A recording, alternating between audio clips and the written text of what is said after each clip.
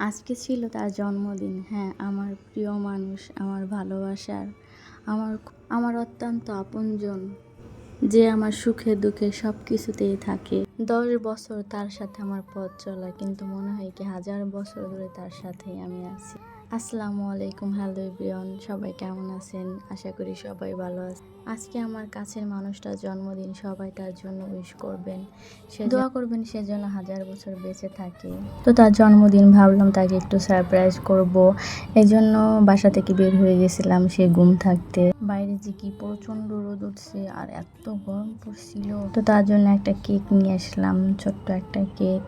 কিন্তু বাইরে যে পড়ছি তো বিপদে, ভাবছি তাকে সারপ্রাইজ দিব। ও মা, দেখি সে ঘুম থেকে উঠে আমাকে ফোন দিতেছি। তাকে আমি কি সারপ্রাইজ দিব, সে উল্টা আরো আমাকে ফোন দিয়ে অনেক রাগ করতেছিল, কি ব্যাপার তুমি কই।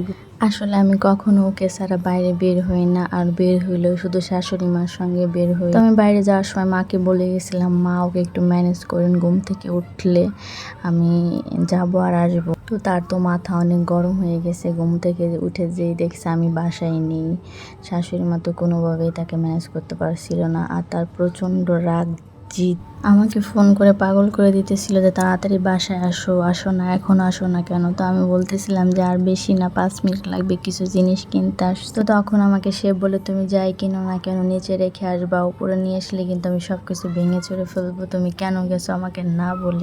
আমি তো ভয়ে বাঁচতেছিলাম না। পরে আমি নিচ থেকে আমাদের যে দারোয়ান ভাইটা, ওনাকে সঙ্গে করে নিয়ে আসছি যাতে ওনাকে দেখলে চুপ থাকে। তো আমি লিফট থেকে বের হয়ে দেখি সে দরজায় দাঁড়ায় আছে। আমি যেয়ে তাকে সোজা জড়াই ধরে বলছি, হ্যাপি বার্থডে খান সাহেব। তো তখন বুঝতে পারছে আসলে আমি তার জন্য গিয়েছিলাম। তারপরে অনেক রাগ করছে, তুমি কেন এত কষ্ট করে গেছো, আমাকে বলতা, দুজন মিলে যাইতাম। পরে বলেন তো, দুজন মিলে গিয়ে আর ওকে সারপ্রাইজ করতে পারতাম। তো আমি বাসায় এসে একটা পুডিং বানাইছিলাম ওর জন্য, আর বাসমতি চাল নিয়ে আসছিলাম, গরুর গোশ নিয়ে আসছিলাম, ওইটা দিয়ে ও কাচ্চি খেতে খুব পছন্দ। তো এই জন্য কাচ্চি রান্না করব, এই জন্য সব কিছু আমি নিয়ে আসছিলাম। আর এত গরম পড়ছিল বাইরে থেকে এসে, এই জন্য আমি একটু স্ট্রবেরি শেক বানাইছিলাম সবার জন্য।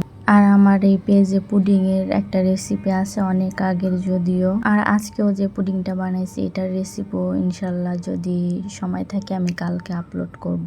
এই স্ট্রবেরি শেক বানাতে যে একটা কথা মনে পড়লো, বসুন্ধরাতে 220 বা 250 আরো বেশি দাম নেয়। কি বলবো, সেদিন আমি নিজের চোখে দেখছি, এক বালতির ভিতর থেকে দেখলাম কতগুলো স্ট্রবেরি আইসক্রিম দিল, কিছু বরফ দিল, ব্যাস হয়ে গেল, নিয়ে নিল 220। আমি কান ধরে আসছি, আর যদি কখনো নেক্সট টাইম বসুন্ধরাতে যাই বলে ওদের শেক খাবো না।